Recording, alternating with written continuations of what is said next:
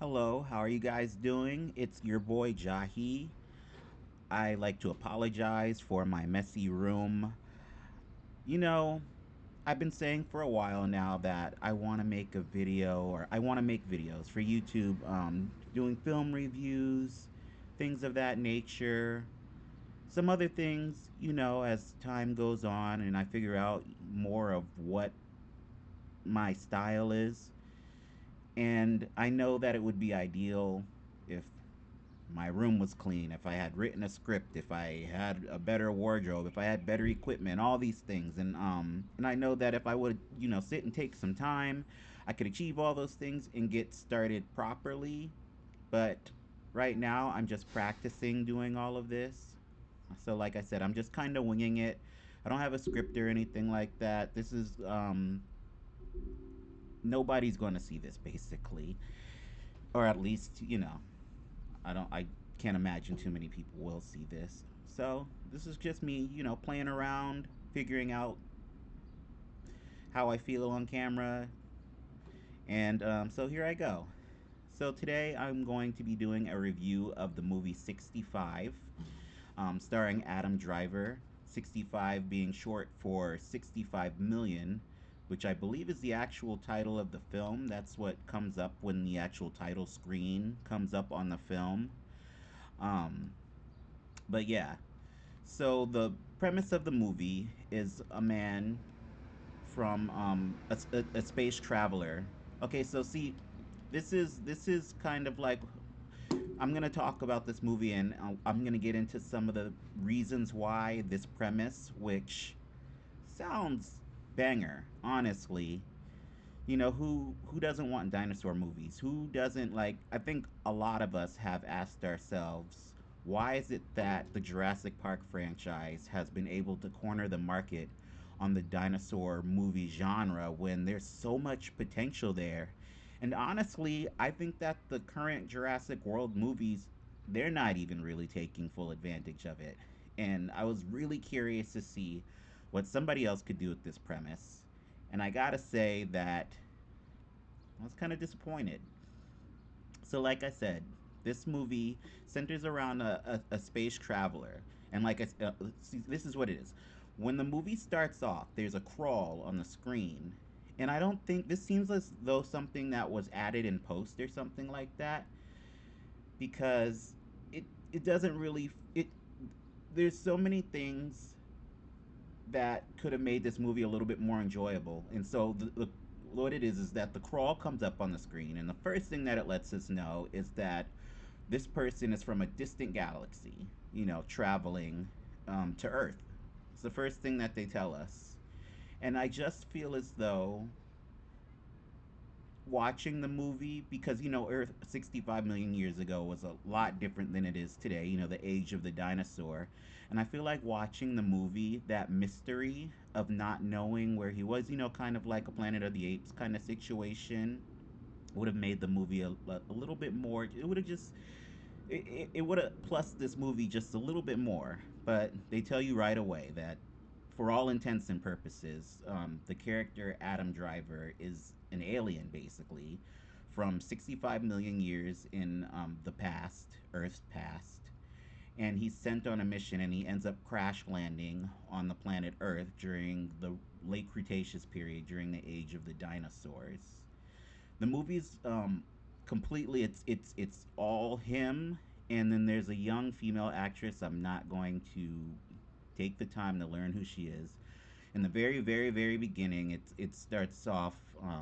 There's actually two other actresses. There's a young girl who plays his daughter, and then there's his wife character. Biracial, the biracial couple. Everybody in movies is in a biracial relationship for some reason these days. I don't know how I feel about it. Like I think that I love it.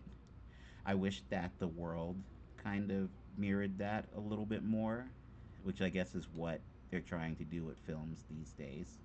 Anyways, that aside, so the movie starts out with him on the beach with his young daughter, and they try really hard, which doesn't really work, to kind of set up this bond between his daughter and him. And it's a really short scene where he's like teaching her how to do bird calls or whatever in front of an ocean, and it's made apparent that she has some sort of illness, and apparently in the future, or I guess in the past, it's not even the future, I guess it's the past, in whatever whatever part of the solar system, or not even the part of whatever galaxy that these people are from, even though they have like extremely advanced space, all this technology and stuff like that, healthcare is still friggin' expensive. And so, in order for him to get the money together to get the surgery or medication or treatment that his daughter needs, he has to take a trip to some other galaxy. I'm not sure exactly that they specified the exact reason why he has to do this. I don't know if he's in some sort of military. I don't. I believe that he's transporting people. I think he's just transporting.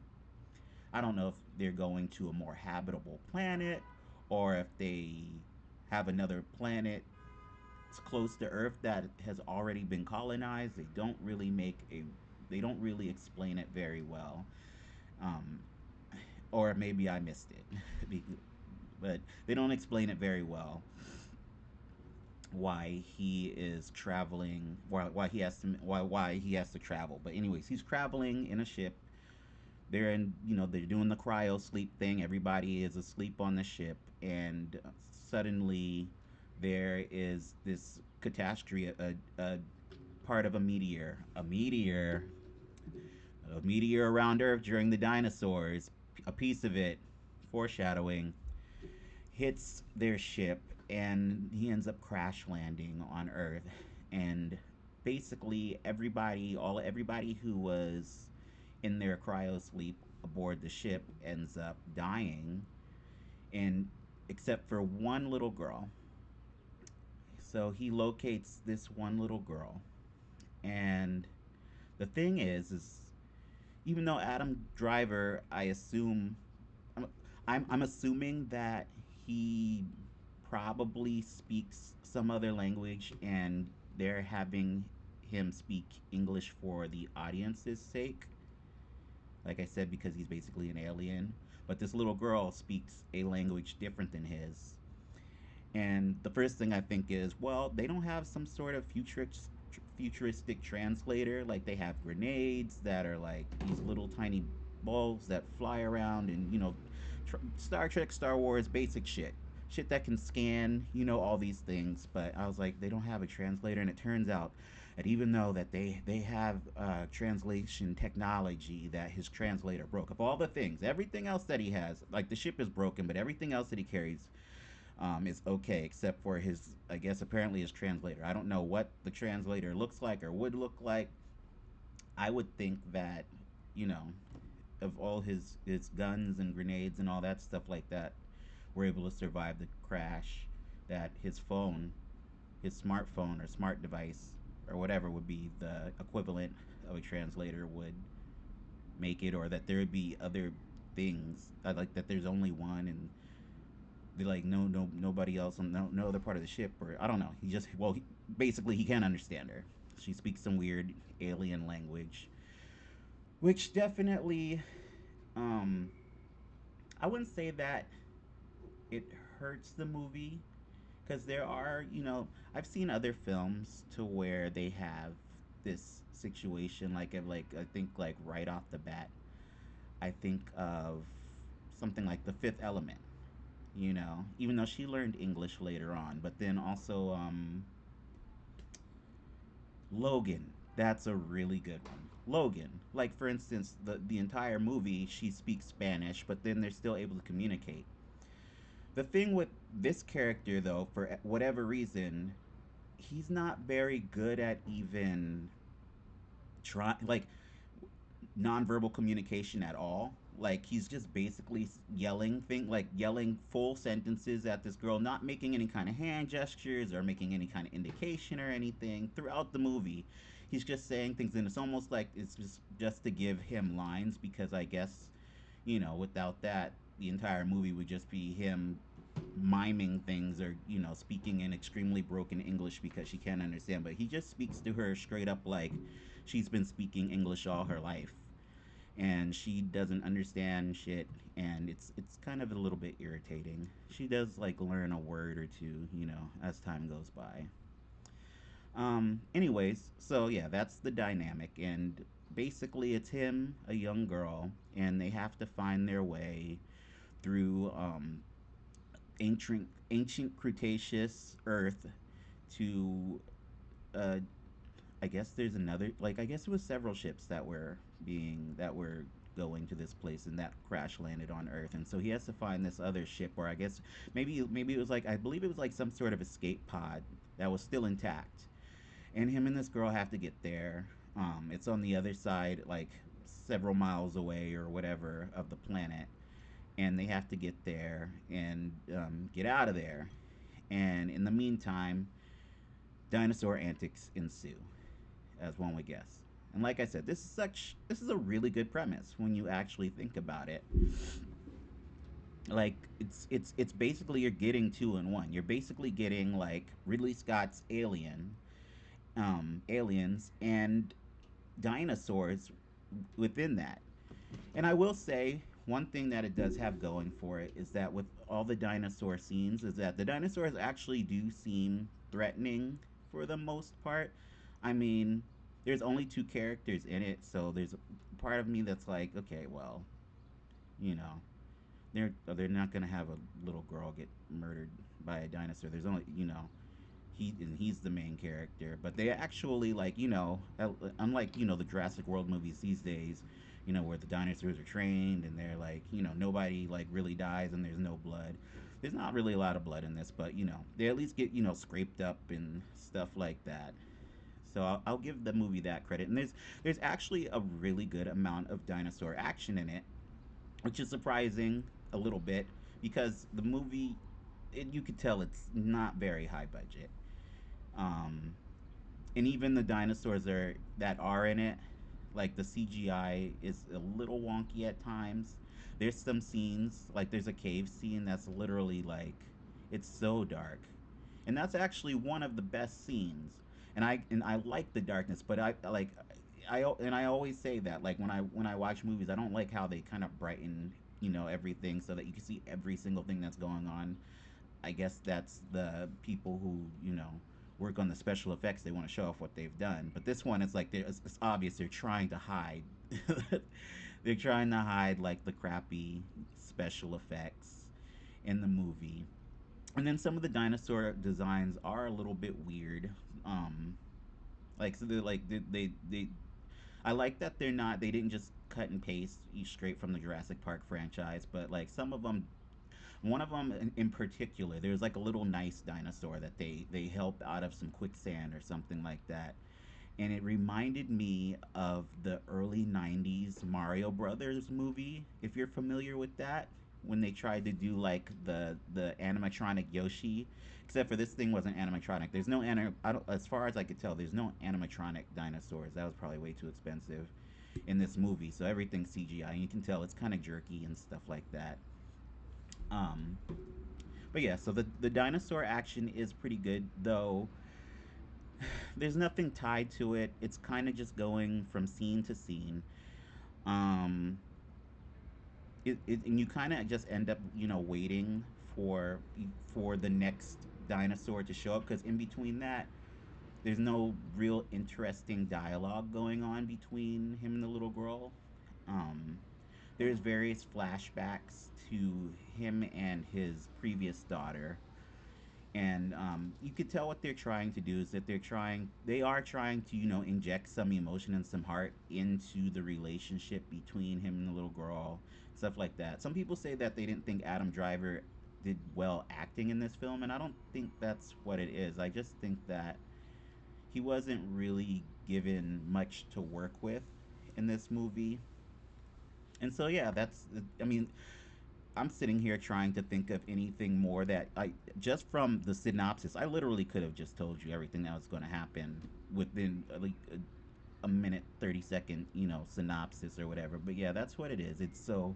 It's basically Adam Driver mourning the loss of his original daughter while at the same time trying to protect this other little girl and get her to the other side or get her to this other ship, um, so that they can get the hell out of there.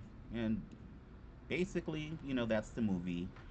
There's no real, I mean, I guess if you would say there's one, I guess, like twist. I guess I don't want to spoil it if you care to see this movie. I honestly don't think that this is the kind of movie that, if you found out what happened beforehand, that you'd be invested enough in it to have it spoiled for you. It's kind of one of those things that you just put on. It's a really good.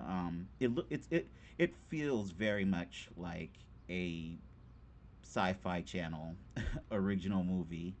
I think the only reason why you wouldn't think that is because Adam Driver's in it, and because there are a few like decent shots in it. Done with like lighting and stuff like that.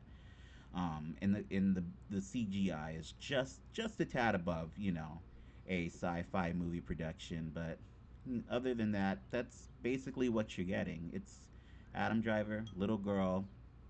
They need to survive, get off of Earth.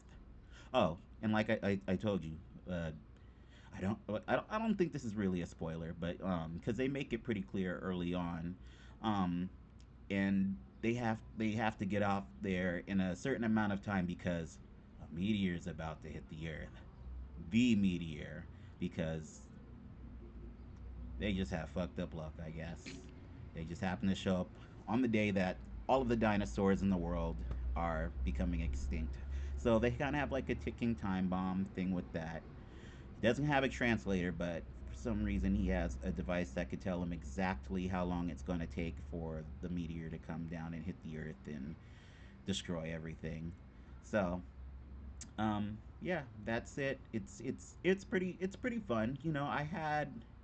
I was doing other stuff while I was watching it. I suggest, if that's if you're gonna watch it, don't get your hopes up.